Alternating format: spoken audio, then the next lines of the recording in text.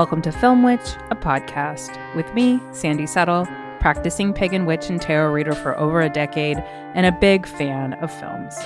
Here I talk about movies, their intersections with witchcraft and femininity, and whatever else I have on my mind, which is usually a lot. Blessed be, come in and sit for a spell. And please, rate and review me on Apple, follow me on YouTube and Spotify, and share it with someone you think might enjoy it. It helps way more than you might realize, and it means everything to me. You can also find me on Instagram and on Letterboxd at FilmWitchPod. Please consider joining my Patreon, which is the best thing you can do to help this podcast continue. From 1995, it is preferable not to travel with a dead man. Jim Jarmusch's acid anti-Western opens with this quote from Henri Michaud and matches its rumination on what makes us alive and conversely, what kills us, as much in the mind as in the body. Hey, everybody. I know it's been a minute. A lot of life things were happening for a little while for me there. But here we are back again. And I'm very happy that my husband has once again agreed to be on an episode with me. Hi, babe. Hello. Introduce yourself one more time for everybody. Oh, my name's David. I'm Sandy's husband. Yep. He's a musician and he has a lot of cool music under several different names. Mm-hmm. You feel free to plug yourself real quick if you want to, because I realize that you have not yet done that, and you have your own artistic stuff going on. So, if you like my views on movies, you'll love my music. The most recent album. It's my podcast, God damn it! I can do what I want. The most recent album is by a band called The Fragiles. Check it out. The Fragiles. The Fragiles. The Fragiles. Mm-hmm. It's really good, and it's a big deal that you just released a new album because we had a lot of life things that happened to us really, really quickly on a row. We got married, we had a child, we bought a house, and we moved to a totally new place and then bought a house. So we did like all the major life things, like boom, boom, boom, boom, boom, boom. Yeah. And for a while we didn't have very much time to work on our pursuits. Yeah. Our personal pursuits. So it's been like 5 years since I put anything out. So where can people find your album? That one's at thefragiles.bandcamp.com. And a new record from Psychic Flowers will be out soon as well. psychicflowers.bandcamp.com. Cool. So today we are talking about my favorite Jarmusch movie. I think it's my number one. I know we were discussing this after we rewatched this about which one was your favorite, but yeah, we watched all of them when we were dating, I think. Mm-hmm, yeah, before we had it, before our child was born. Yeah, before we were married even. Yeah. I forgot about that. And I ranked them then for fun, and I don't remember which one I said was my favorite. I know, but Dead Man was like up the top. Yeah, we wrote them out by hand, I remember, and I don't know what happened to those lists. But yeah, we did Jarmusch and Coen Brothers. So both of us have seen every single Jarmusch movie at this point that he's ever made. Yeah. Except for the only ones we haven't seen are some of his short films, short Coffee and Cigarettes films that he made before the full-length Coffee and Cigarettes came out. Yeah. But yeah, we've seen them all. This is the best one, I think. We probably agree on that. It was at least top 3 for me. I don't remember what I actually said my favorite was. Mm-hmm. I know I really like Mystery Train. Oh, yeah. Yeah. Oh, I can see that being like your number one. Yeah. Because because Mystery Train is a music movie. Yeah, definitely. And you're a musician. So it's like his music traveling movie, right? Because he makes like traveling movies a lot, but that one's like specifically about music and the blues and Memphis. Yeah. The musicality of Memphis. Mm-hmm. We could talk about that film sometime. I would like that. Be nice. Jarmusch is one of my absolute favorite directors. I'm pretty sure when we did that watch through, I had never watched any of his movies. So that sounds right. Oh, yeah. We said Ghost Dog is way up there too. For both of us. I really love Only Lovers Left Alive, but you're like not as crazy about it. Yeah. But you're way more into vampires than that. It's true. It's true. I've only watched True Blood 6,000 times. I've spent so many hours of my life on True Blood. We're getting off track, but Truly. So this movie is in my opener I that's my turn of phrase is calling it an anti-Western. I think that's apt, though. I think that is kind of what thinking about it after we rewatched it this time specifically. I felt like Jarmusch is making something that's the opposite of most Westerns with this one. Mm-hmm. I think most of those like acid Westerns did that in their own way. I think Jim's definitely doing it in his own way, and really centering Native Americans, which I really appreciated. Yeah. That's it's a genre I really want to delve into more. We've seen a couple, and I always end up really enjoying them. Like was the Miss McCabe. I can't think of the full name of it. Oh, McCabe and Mrs. Miller. Yeah, McCabe and Mrs. Miller. Yeah. Totally messed it up. The Altman movie. Yeah, we just watched movie. That a couple months ago for the first time. Anti-Western too. Yeah, I was surprised how sad McCabe and Mrs. Miller made me. I felt like Altman's another director who really is looking at the minorities in the room, similarly to Jarmusch. Before kind of that was a popular thing to do or a fashionable thing to do. I feel like it is probably now. A pretty good influence on Jim. I don't know that for sure, but I feel like Altman's just he had influence on like every director. You watch one of Altman's movies, and I feel like it's just like there's such an indelible kind of thumbprint on film there that, and covering like all different genres. And he's just such a. We've watched we've watched a handful of his movies at this point. Yeah, he's one we're trying to dive into for sure. Like we haven't watched Nashville yet, for instance, because it's so long. But we just watched Three Women the other day as well, and we were blown away by that movie. Highly recommend that. That seems like a movie like Jarmusch probably loves. Honestly, I would love to pick his brain about like a movie like Three Women and like his kind of like impressions of a film that's like so obtuse. Because he really likes that too, right? Like Jarmusch is all about kind of the obtuseness of like not giving us everything. Like he's like, I want you to think about this on your own. Hey, there's definitely some of that with Dead Man. Like I remember the first time we watched it, or I watched it. You had watched it many times before then, I think. But a few times, yeah. The first time I watched it, I was kind of like, it just kind of felt like impressionist, like wasn't really telling you everything. And this last time we watched it, I kind of like got it a little more, but I don't know. I love movies like that, so that's fine. Yeah. But yeah, I feel like I had that similar obtuseness to it. We were watching some of the Criterion supplementals for this before we came on, and I remember we were like watching the Q&A part, and I kept kind of like falling asleep and then waking back up. But there were a couple of things that I wrote down from it. Nice. One was Jarmusch mentioning in that he was talking about William Blake and Blake's kind of influence on the film and his poetry and stuff, and he said something about allowing Blake's work to enter the film organically. So he didn't go into it with like a specific like ethos in mind. He was just kind of like reading Blake prior to filming and then kind of inserting Blake wherever it felt natural to do so, such as the scene with nobody in the shop. What would you call it? Outpost. The outpost shop. Trading shop. The trading shop with Alfred Molina's priest guy. He's trading outpost. Trading outpost. I knew I was like, there's a name for it. What did he say? The vision of Christ that thou dost see is my vision's greatest enemy. Yeah. And it's like one of the best parts of the film, right? Delivered with such kind of like perfect nuance by Gary Farmer, who's just so incredible in this. And just like a moment like that where he was able to like pinpoint exactly a moment in Blake's whole like, body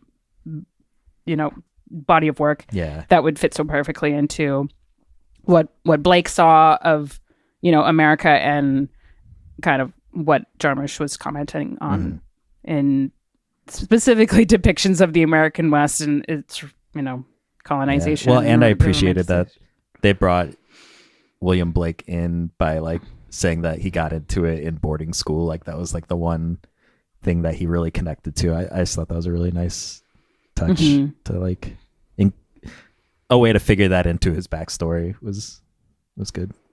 Yeah, definitely. I love that Jarmusch bothers to go into nobody's backstory. That for the time that this came out in the early 90s, that wasn't it just because we've watched several films lately from this period of this era of film and have noticed all the ways in which they're like wanting, where like they're close to like making some kind of like,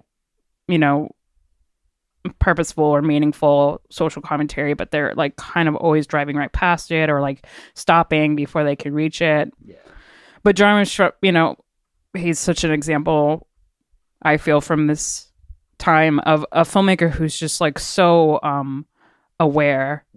Well, part of it is he consulted with Native American people for the movie, and I think a lot of people fall short by just assuming they can write for other cultures without consulting with other cultures, or just by, I don't know, Quentin. Spit upon his name. Yeah, no. We don't have to digress. Shut the fuck up, Tarantino. Literally a person who just needs to learn how to shut the fuck up. Like a shut the fuck up challenge impossible for that fucker. Like, yeah, like that's always how it goes. Anyway.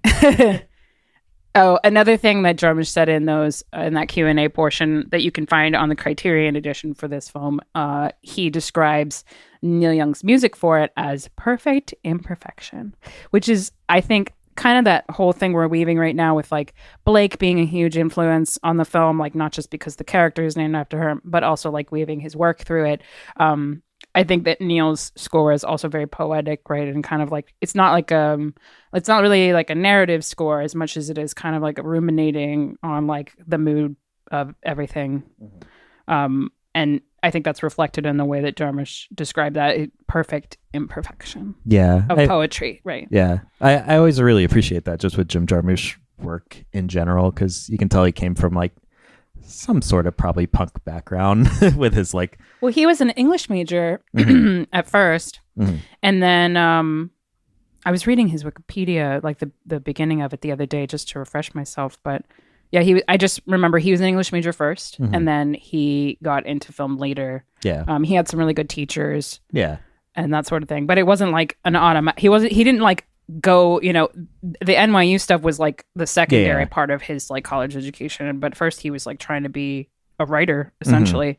But I just like how he like appreciates imperfections. Yeah. Like from like, and like I said, it's kind of like a punk kind of thing. Like I assume with his usage of like Iggy Pop and Joe Strummer that like I think he just has background. The punk soul and the punk sensibility. Yeah, exactly. I don't know if he would ever. I've never heard him describe himself as such, but I don't think that he would reject that moniker either. I think at least from like a DIY perspective, he's coming from like an indie, which is what like punk is, right? Yeah, exactly. You would argue That's for what that. It should be. Yeah, exactly. So he is, because he's embodying the punk ethos. But yeah, I feel like when you say that perfect imperfection thing, that's just, I don't know, it's something I really like with all his stuff. And that soundtrack definitely fits that like, style. I didn't think of that as like coinciding with kind of punk sensibility, but it does. All the true artists of the world are punk. Come on. Like punk is not an aesthetic. Punk is an ethos. Would you say that that's true? For the most part, yeah. I think some would argue it, but I've never liked the aesthetics of punk. I more like the ethos. Yeah. It's the part that matters. So there is a really great essay in the Criterion booklet by writer Amy Tobin that both of us read before we recorded this episode. There was one part of it that I wanted to read real quick because it was my favorite part. I remember I read it out loud to you, but yeah, it was the part that struck me the most. So she said, "There are several ways to read the narrative that evolves from this setup. One is that all of it is Blake's dying vision, the entire film. Another is that he has already died and is journeying through something like the Bardo or Purgatory. And still another is that nobody, an outcast because his mother and father were from different tribes, Picani, the Blackfoot tribe, and Absoluca, the Crow tribe, finds Blake in the wilderness and decides it is his mission to teach this stupid fucking white man how to pass back through the mirror by taking him on a trip across physical as well as metaphysical realms. It's irrelevant which interpretation you prefer. Each has its own logic. What all of them point to is mortality as the preeminent existential condition of our lives. Nobody is baffled that Blake doesn't know of his namesake, the English poet, or his work, which encourages us to acknowledge our death so we can live fully in the present moment. Nobody encourages this in his William Blake, just as Dead Man does in The Viewer. That's why in my opener I was saying that, Jarmusch isn't just ruminating on accepting our own death, but that being kind of like the prerequisite to living a full life, right? There's a lot of existential arguments made about like, if we weren't going to die, would we even really value life at all, right? Like, would it really mean anything? And this is like the existential conundrum that makes vampires so fascinating to people, right? Because of their immortality more so than like, also the eroticism, but like, but like the immortality also being like a essential kind of like conundrum of the condition. So it's like, if you could interpret it in several ways, as Tobin is saying, in that, like the whole film is like his journey through the underworld. But I guess I don't really see it that way. Yeah, me neither. I feel like the journey to his death is very important. Yeah. And that's kind of like to me, that's always like very crucial to the narrative. Yeah. I was curious how you felt about that. Like where she's like, you could take it this way or you could take it that way. I mean, I think her first two interpretations, I think, kind of discredit the movie a little bit, because I think such an important part of the movie is the way that the multiple ways they're all between two worlds, like always. Nobody and William Blake, like they're between life and death. They're nobody's between two tribes. They're literally like, William Blake is he's an outsider even in the West, and like I don't know. I know like the vision of like, oh, he's in hell. It's just because the old West was hell, which like for like sure, a hell on earth type of thing. Understandable it was, but and Jarmusch paints it that way on purpose. You know, like this is kind of like an unforgiving landscape. Yeah, and I definitely appreciate that, but I don't think he was trying to say like, oh, this is a metaphor and he's in hell. I think it just kind of discredits it, because I think that's such a human part of that journey, is like him and nobody trying to navigate just being outsiders and being caught between two places. That's my interpretation of the movie. That's not really an interpretation, but I just think it's a really important part, like, yeah, they're all outsiders, and that's, I think I agree with you. And I think that if we were to interpret it as he's already in the underworld, it loses the nuance of like, it's death is so final, right? Like it has finality to it, like as far as we understand it in this, like people have theories about what happens after a person dies. Nobody has concrete evidence. So it's like, as far as we know, that's the end of like this kind of existence, and maybe the beginning of a different kind, but we don't have any like, so, the way that humans perceive that is a finality. So it's like, if he's in the underworld, he's like a new thing. Yeah. That, but it's also hard like to really even paint a picture of. It's painting nobody as like some mythical creature. I don't like that. See, we don't want to fall into that, right? Because that's such an easy thing to fall into, because, if you, I mean, I think we all understand the kind of like inception of like the magical minority trope. But it's like, it's just something that I think, being like anti-racist, for instance, instead of just like, like Ibram X. Kendi's like concept of anti-racism, right? I think it's very important that we become cognizant of like the ways in which that is also a harmful stereotype and is dehumanizing and all of those things. So, but the wonderful thing about that, I think, in this film is that Gary Harmer is so incredible in this role that he's like my favorite part of this movie. I think he is magical, but just because he's amazing. Because he's Uncle Brownie. Yeah. Guys, please watch Reservation Dogs. The best show ever. Please watch that show. Also watch what was the movie he was in? The highway movie. Oh, it's called Powwow Highway. Powwow Highway. I'm really hoping Criterion does an edition of Powwow Highway at some point, because it's an important indie indigenous film, and it has like no real release currently. But it was like Gary Farmer's first big role.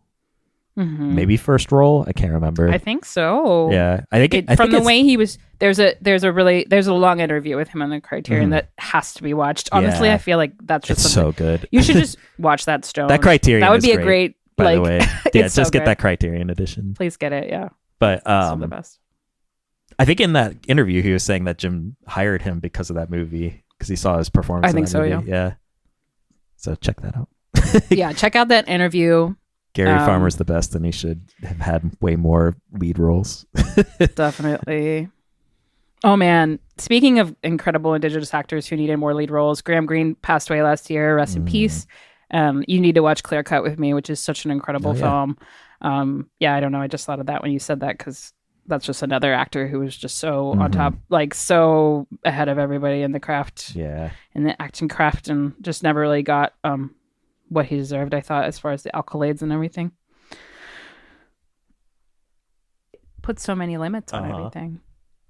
Speaking of Gary Farmer, though, in the Criterion, there's this like wonderful interview with him, like an extended interview of just him just talking, and the interviewer is not even really in the interview, it's just him. It's just like one of my favorite things I've watched recently. I can't recommend it highly enough. But you were talking kind of about, like the Indigenous perspective being so like crucial and everything when you're like kind of making a story that includes them. But in that, I wrote down a reminder to myself about the part where he talks about fasting for like 3 days before the film started, and like that whole that experience and perspective I thought was just like so kind of crucial to like a film like this, right? Because it was like him taking it upon himself to have a spiritual journey before they even started the film, so that would like affect his performance and influence it. Well, it was also because he was trying to learn about that culture, because he's not Blackfoot or Crow. I can't remember. I think he just said he was like, I'm not Blackfoot in the interview, so that's so I think he was with Blackfoot people, and they recommended that, and so he did that, and it's very important. I just felt that Jim was so fortunate, right, to find the right actor who not only just obviously took the role very seriously, but also wanted to have a spiritual connection to the role. That definitely. I don't know. I was like really moved by that. And it was like, it's just an incredible kind of like interview where he's talking about that experience. And I think since we watched that, I felt like that was like almost a crucial part of like understanding this film that I didn't have before, that I think even if you've seen this movie before, I would recommend anybody who wants to revisit it to like watch that interview with Gary, particularly if nothing else, just watch that one interview, and that's going to just like open a whole new window into what an important film it is, in my opinion. It also confirms how real Neil Young and Jim Jarmusch both are. They're real ones. They're real ones. But Jim is really good at that in general. That's why he's one of my favorite filmmakers, right? Because he may be a white boy, but he centers people of color in his films, like all of them, almost all of them. Yeah. And he obviously really cares about their thoughts, their feelings, their impressions, their input, Yeah. Yeah. And did he grow up in New York? No, he was born in Ohio. Oh, okay. Oh, I knew that. Yeah. Hence, like for like Stranger Than Paradise. Yeah, that's why I knew that. Yeah, I remember. They like go to Ohio because he's an Ohio boy. I mean, I grew up super close to Ohio, so me and Jim basically grew up very close to each other. Nice.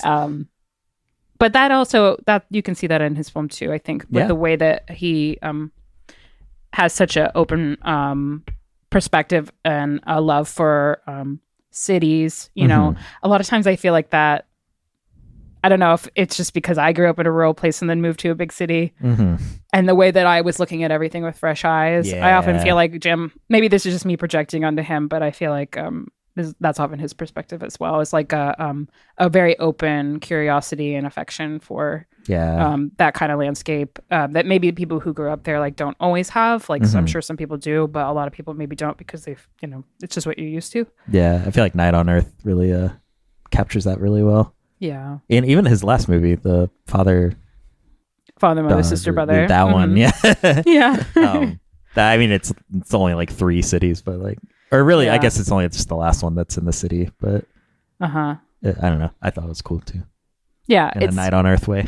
It's Father, Mother, Sister, Brother is very like Coffee and Cigarettes. Yeah. Kind of like movie. If you like that movie, you'll like his newest movie. It's a lot more low key than a film like Dead Man.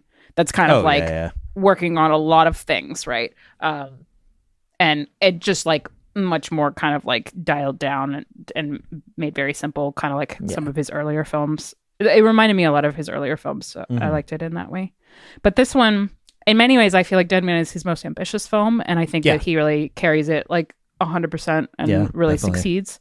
Also worth mentioning, I think this is his only period piece. All his other films are pretty much set in like the present day, quote unquote, like kind of like contemporary settings. Yeah. So I would love it if he did another one, because I feel like this film is so successful. I assume whenever a director does one that early on and then never does it again, then it was maybe too difficult. Yeah. I know they had a ton of shooting locations for this film. They traveled like through Washington and Oregon and all the way down to Arizona and then like through parts of California, and like they had like a bunch of different shooting places. So I'm sure they were traveling quite a bit actually for this film, and it seems like it was. I also got the vibe that he wasn't doing a period piece because he likes history. He was doing the period piece because he really likes westerns and just wanted to like make a western, and most westerns are just set in the past like that. So that's why it was a period piece, So is this incidental? It's kind of just like a love letter to westerns, but also being like, hey, westerns, y'all are fucked up. I'm gonna do a completely different one. Yeah, another quote from him about the film. He said, we wanted to make the film look magical in a way, which I think they were very successful at, partially because of like Robbie Mueller's incredible cinematography. I think this is maybe Mueller's best work, like, which is really saying something, but it looks so incredible. I mean, that's another thing about the criteria, like watching this film in the highest possible quality, you just have a whole new appreciation for like how beautiful it is, how deep the blacks are. And, this is probably one of the more well-known stories about this film at this point, but Jarmusch was really adamant that it be shot in black and white or monochrome, as they say. Friggin'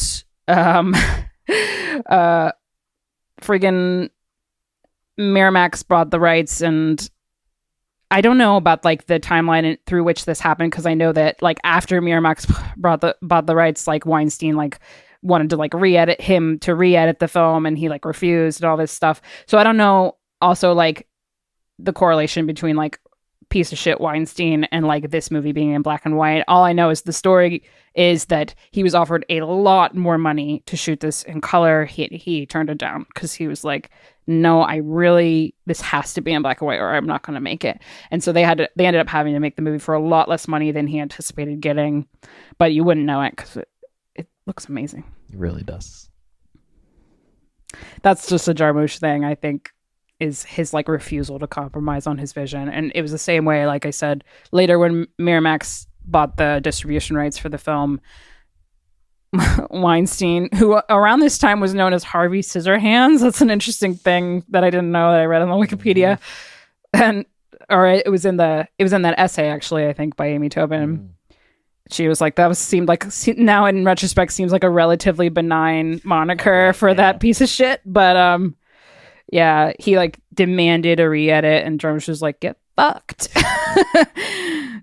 Speaking of that punk ethos. Yep. He's like, you can put it where the sun don't shine.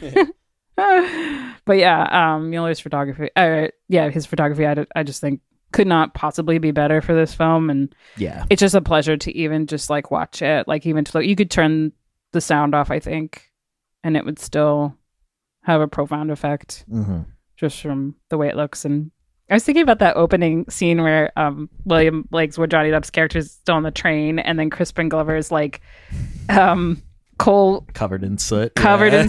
His like coal shoveling train guy comes out, and he's just like, that had to be in black and white, like the way that it's so affecting.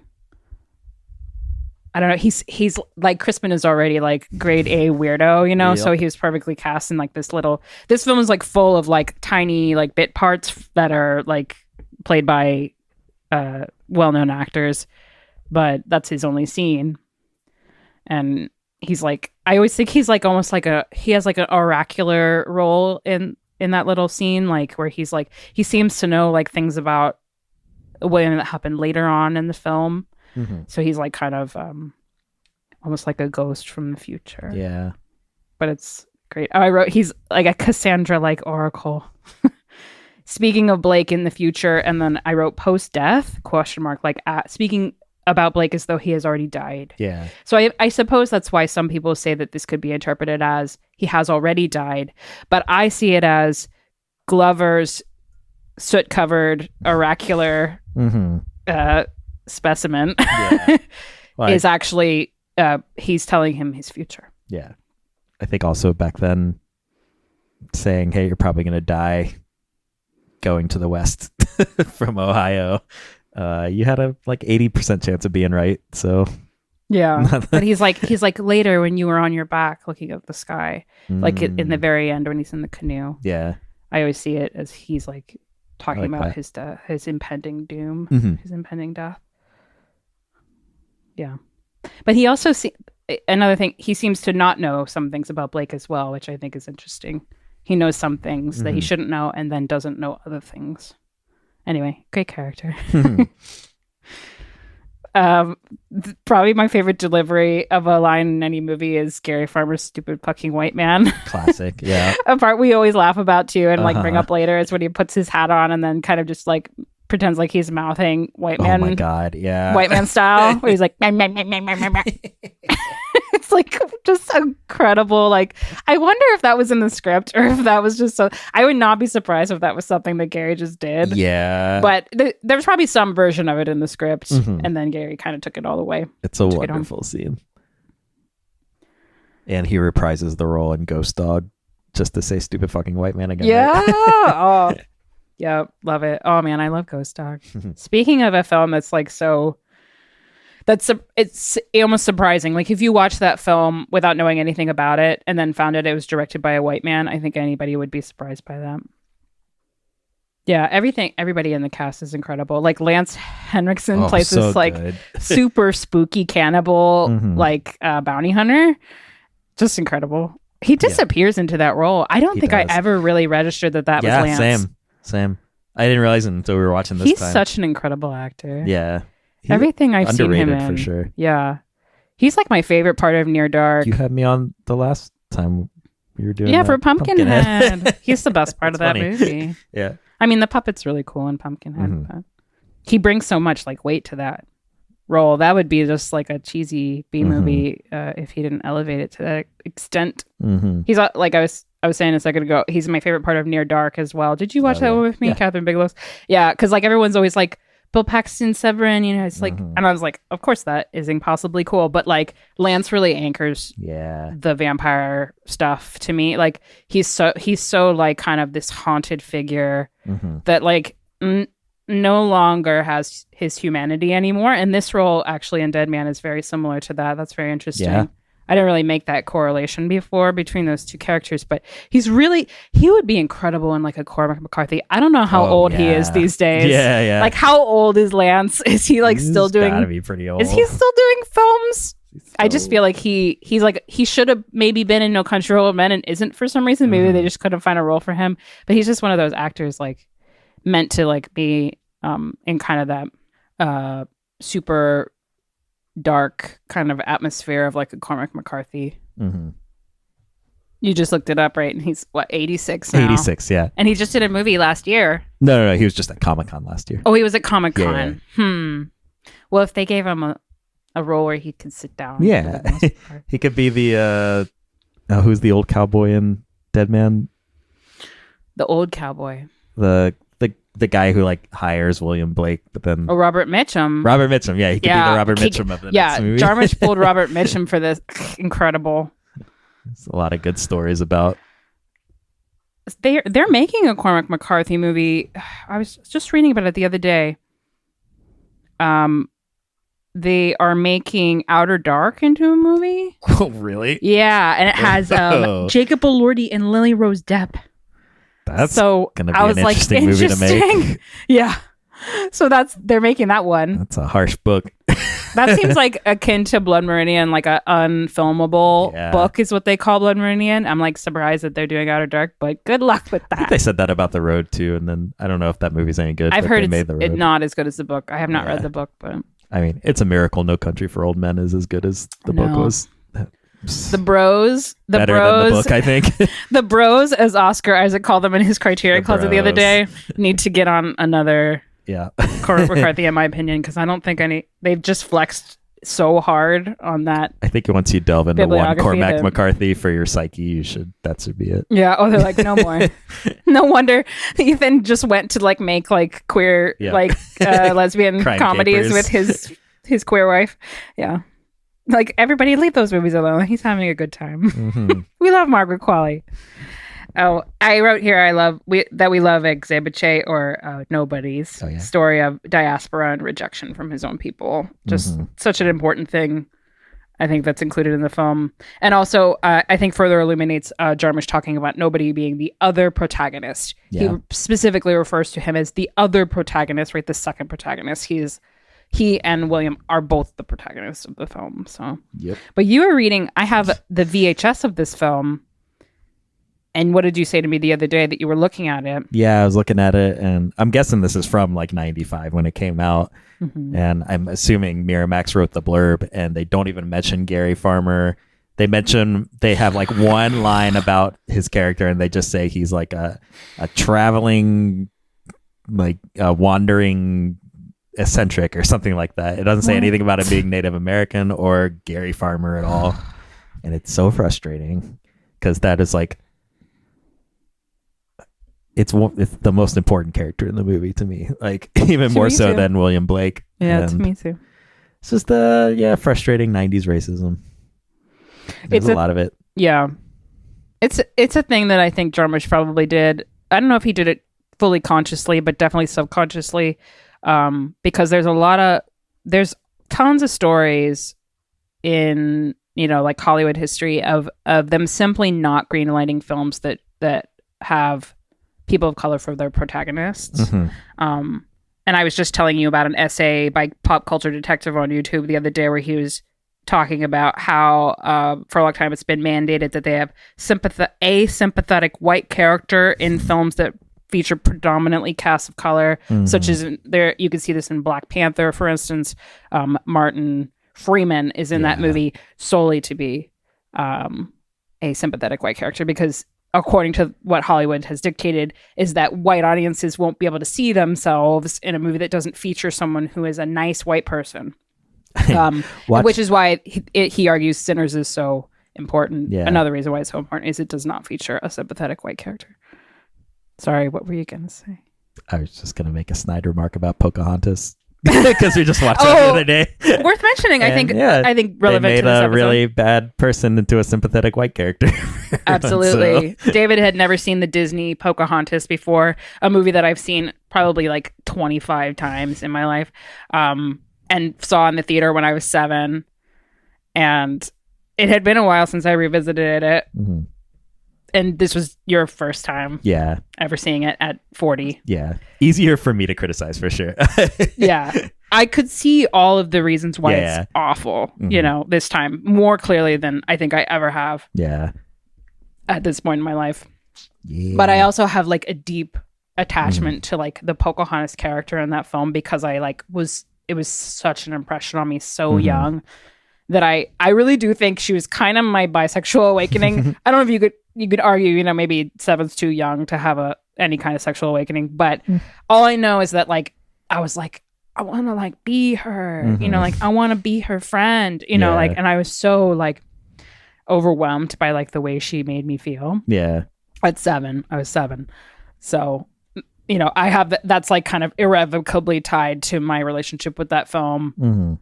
But it's funny because like we were. I don't think the film has. This came out the same year as Dead Man. Oh, really? Pocahontas and I Dead didn't Man know that. both came out in 1995. Very important, I think, to note. Super important to note, I think, because this is the same era of film. It's quite a doubleheader that we inadvertently pulled. Black and white, realistic Dead Man versus Disney animated color Pocahontas. You were reading the Wikipedia of Pocahontas after we watched it. And it includes some quotes from some of the animators, kind of arguing for the film, saying that they were, truly trying to approach everything from a respectful vantage. Yeah. And I think, I think they could have tried a little harder. Yeah, they just could have. Maybe, they really told themselves that at the end of the day. And I think that we're all foible in that way sometimes, right? Like, we're all kind of unlearning our racism all the time. Oh, yeah. Also, I feel like when you get a job like that, you're kind of just like telling yourself that it's okay if you've already like kind of like. I think they felt like sold into it. They had that Disney kind of like overconfidence. Yeah, I think that's a big part of it because they had the Disney name behind them, right? Yeah. And I think they were like, we hired indigenous actors to play the indigenous characters. We don't have to do anything else, and. I think one of the worst things about Pocahontas is that song, The Drums of War, or whatever it's called. Oh yeah. That was the point in the film where Yep. I'm assuming most of the people listening to this have seen the Disney Pocahontas at least once, but a part that's aged particularly poorly, I felt, was this song where they're kind of juxtaposing the white settlers, the white colonizers, with the indigenous peoples of, early Virginia, and trying to say, that they both were mean to each other. Yeah, that they essentially they both viewed each other as savage, so that they're like, they both were problematic. I was like, yeah, don't trying both to sides frame this. trying to frame the indigenous perspective on the colonizers as somehow a problem. Also, Yeah, when it was like, no, you literally invaded the land in which they lived and just started trying to kill them. Yeah. So, they're allowed to be upset about that. Like, yeah. But the way that it's framed, there's I good think. People on both sides. Oh yeah, they're very good people on both sides. Yeah. Exactly. Yeah.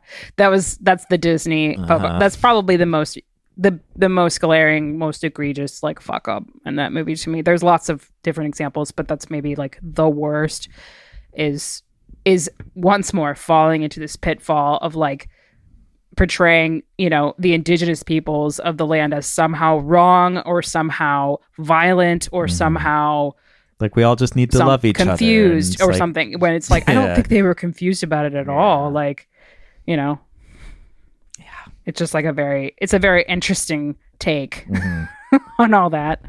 We just happened to watch both those movies like whereas, in the same vicinity. Yeah. And whereas this film coming out the same year has like, I was struck by the very kind of like realistic, real perspective on what happens to Exhibit, right? And him being put in like one of these concentration camps, essentially, these like Christian schools that they forced indigenous children to attend. Well, made them cut their hair, like all this stuff. That, and he goes to England and is like a sideshow attraction, which is what actually happened to Pocahontas in real life. Yeah. And I was like, and she was a child. Yeah.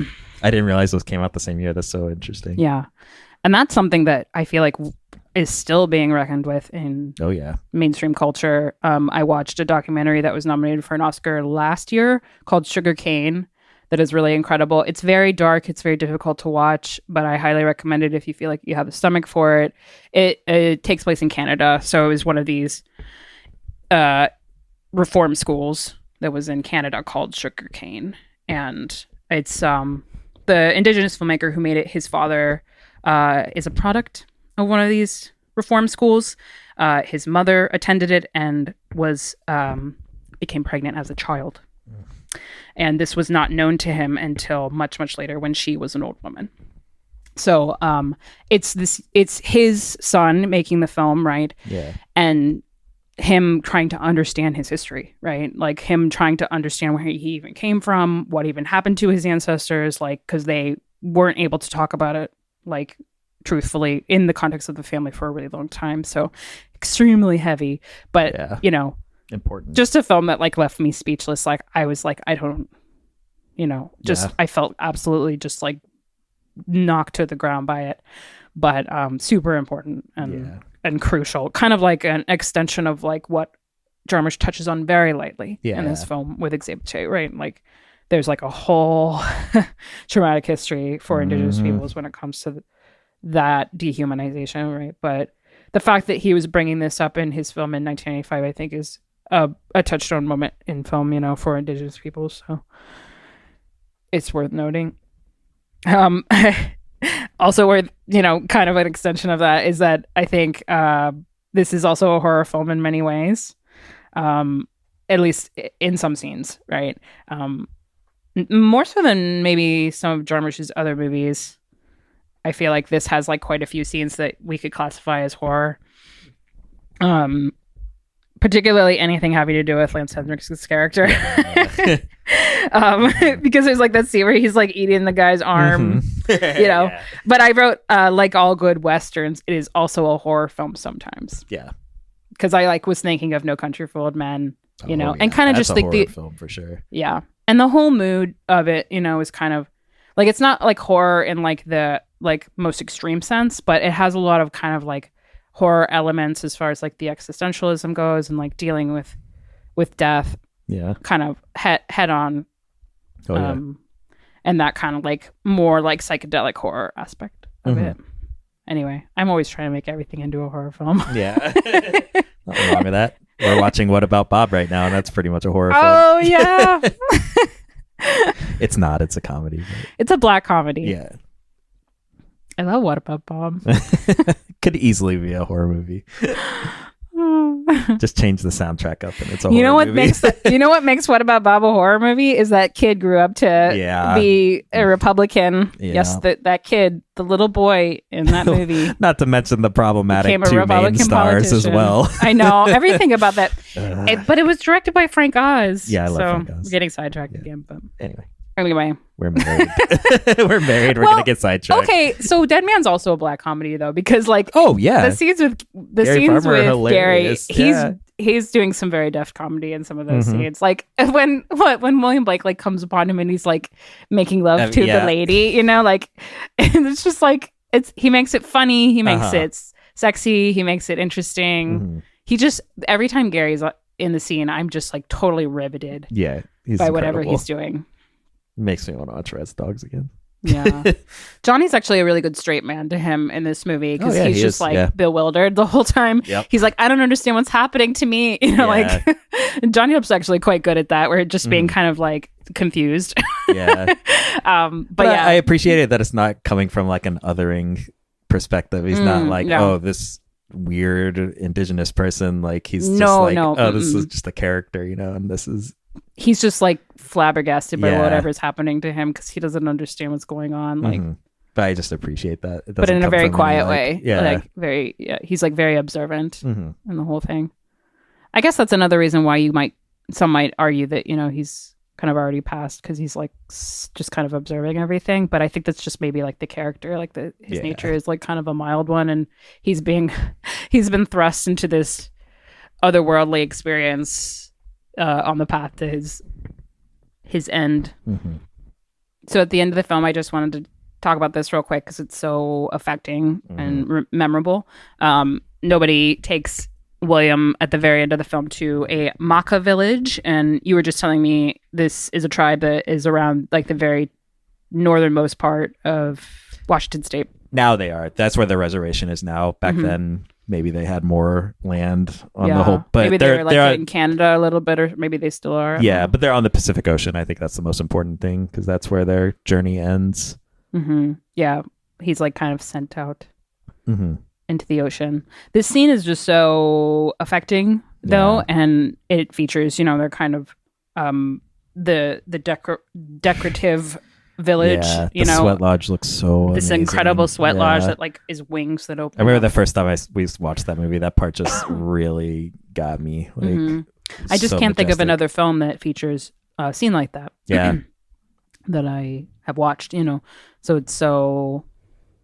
it just feels so like singular and important. Mm-hmm. Yeah, in it's beautiful. This kind of filmscape of, you know, the films that include indigenous perspectives and scenes and feature indigenous art and all of those things. Another part I just wanted to bring up real quick in conjunction to that is a little bit here from the Wikipedia that I didn't notice before. And it says the film intentionally leaves conversations in the Cree and Blackfoot languages untranslated and without subtitles for the exclusive understanding of members of those nations, including several in-jokes aimed at Native American viewers. It's great.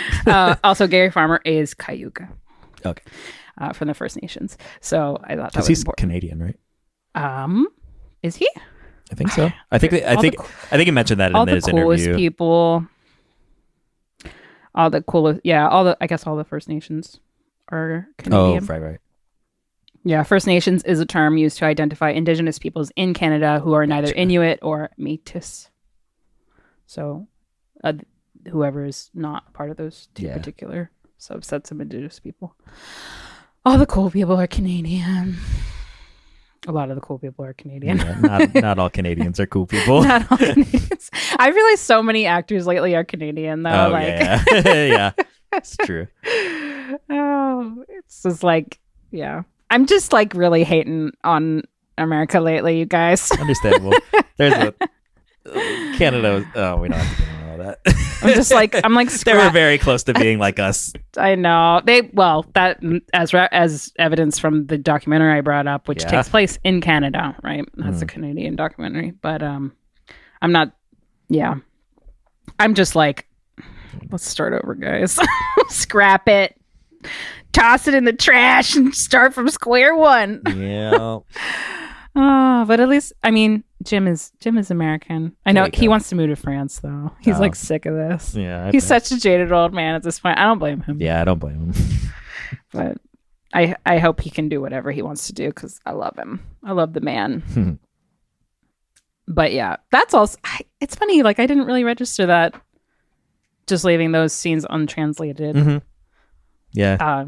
I think I like when there's scenes like that in a film now that are untranslated. I don't mind. I never like register that necessarily, you know, because I'm like, it's fine. We don't need to know, you know, it's just not for us. Like, I thought of like Bad Bunny at the Super Bowl. Oh yeah.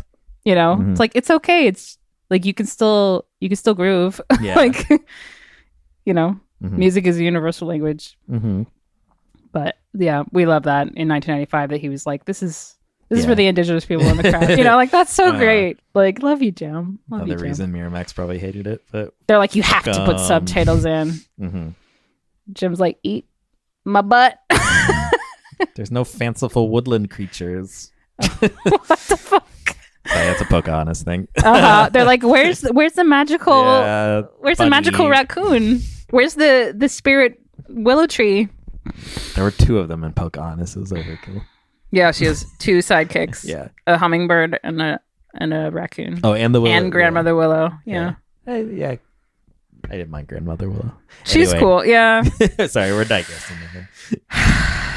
No, Dead same Man, year. great movie. Same year, babe. It's wild. I really didn't know that. It's I think it has to be. It has to be mentioned. They're literally polar opposite movies. But there's now that I think about it. Like, there's just no the difference between like Disney animated, like super colorful versus like black and fantasy, white. Like a beautiful black and white movie. Like, okay, can we also just as an end note here?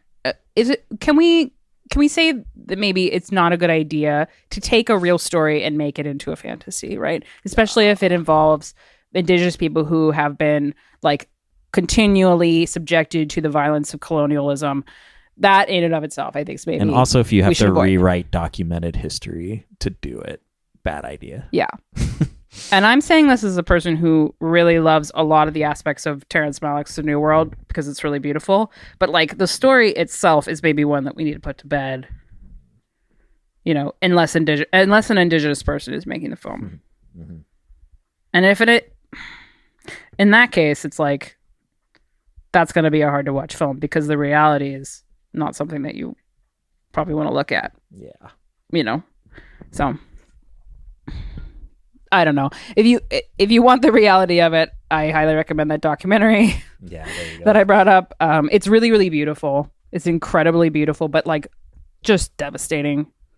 But yeah, that's the reality. And that's what happens when an indigenous filmmaker gets to make the film, you know, like they will tell the real story and all of that. So, but there's also like the really, really fun version of indigenous people telling their stories, and I highly recommend Reservation Dogs for that. Yes, definitely. Just an absolute joy. I mean, has really sad stuff in it, like really tackles really difficult subject matter about like, you know, what the American government has done to reservations and all of this stuff, but also like has a very like loving, very realistic perspective on what it's like to be like a young indigenous person right now in the States and everything. So thank you, babe.